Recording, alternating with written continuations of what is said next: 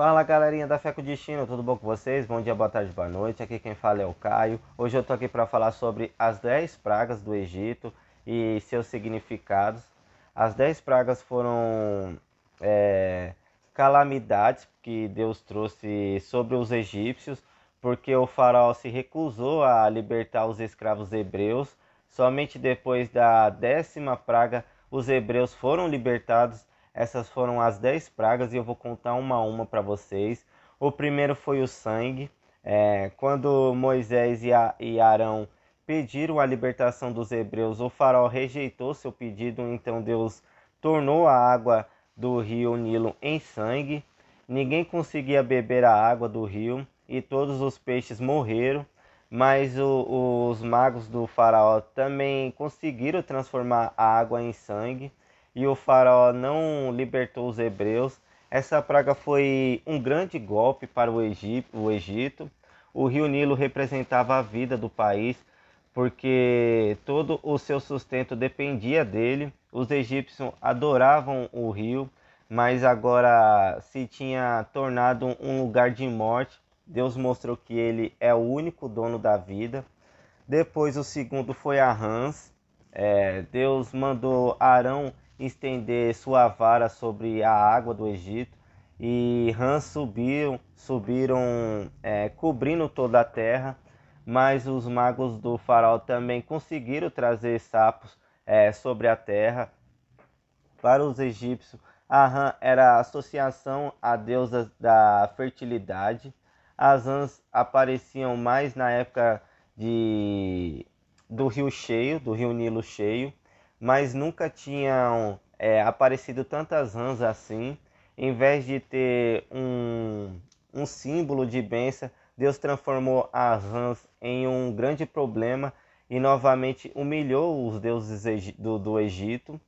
Depois veio os piolhos, essa é a terceira. Deus mandou Arão ferir o pó com sua vara e surgiram piolhos ou pulgas ou outros tipos de bichos parecidos sobre as pessoas e os animais em toda a terra dessa vez. Os magos não conseguiram fazer o mesmo e reconheceram a ação de Deus.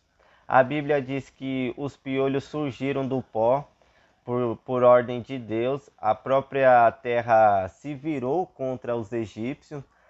Deus mostrou que ele é o dono de toda a terra. Depois o quarto veio as moscas. Deus enviou um enxame de moscas sobre o Egito que arruinaram a terra, mas as moscas não entraram na região onde os hebreus moravam. Moscas causam grande desconforto e transmitem muitas doenças.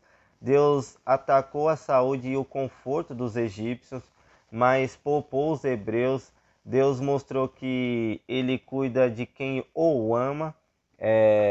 Depois veio o quinto, que é a morte do rebanho.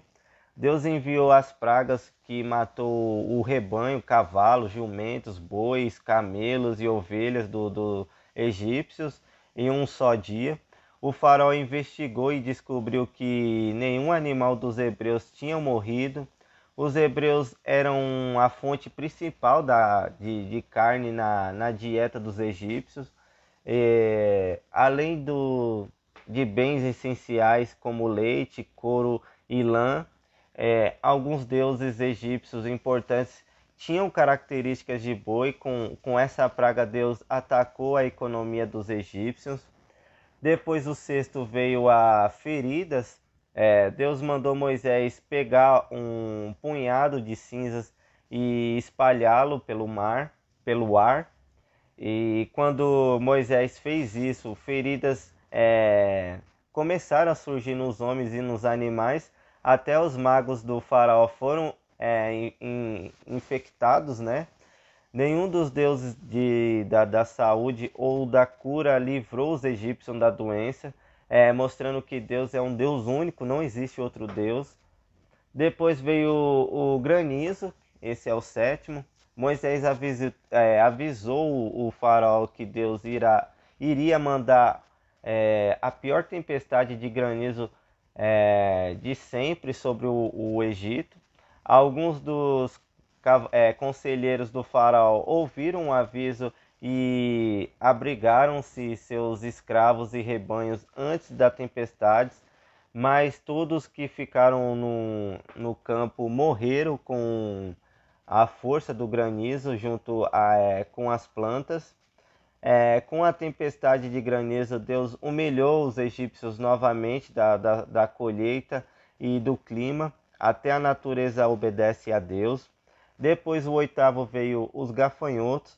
Moisés avisou que Deus iria mandar gafanhotos sobre o Egito, e os conselheiros do faraó lhe imploraram para libertar os hebreus, é, devast, é, para não devastar mais a terra. Mas o faraó se irritou com Moisés e Arão e os expulsou da sua presença. Surgiram tantos gafanhotos que a terra se escureceu com eles. Toda a vegetação que restava foi destruída. Deus destruiu todas as fontes dos alimentos do Egito. Os deuses que deveriam garantir o sustento falharam. Deus mostrou que Ele é quem dá o sustento a todos nós. Depois o nono, veio as trevas. Deus mandou Moisés estender a mão para o céu e trevas densas cobriram o Egito. Durante 3 dias ninguém podia ver nem fazer nada, apenas os israelitas tinham luz. Os faraós eram considerados descendentes do Deus do Sol. Esse foi um ataque direto ao faraó e todo o seu poder. Durante 3 dias, o faraó esteve incapacitado pela falta de luz e Deus mostrou que ele tem todo o poder. Depois veio a 10ª, que é a morte dos primogênitos. De noite, Deus passou pelo Egito e matou o primeiro filho de todas as famílias do Egito e as primeiras crias de todos os rebanhos. Somente os israelitas que tinham colocado o sangue do carneiro oferecido a Deus no batente de suas portas não sofreram a perda. A 10ª praga foi um ataque a todo o Egito e seu futuro. O primeiro filho era o herdeiro principal e o sinal da continuidade do país. Deus mostrou que ele tem o poder até sobre a vida e o futuro. Depois que perdeu seu filho, o faraó finalmente libertou os hebreus que deixaram o Egito rumo à terra prometida.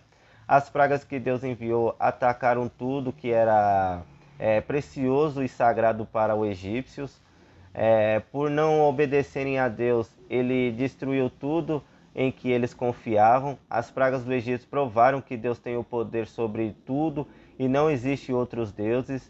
Algumas das pragas poderão ter explicação científica, mas outras foram claramente sobrenaturais. Com ou sem o uso de fenômenos naturais, as pragas do Egito foram milagres que aconteceram exatamente na hora certa que Deus ordenou. Certo, galera? Espero que tenha dado para entender. É isso por enquanto. Um forte abraço, fiquem com Deus e até a próxima, galera.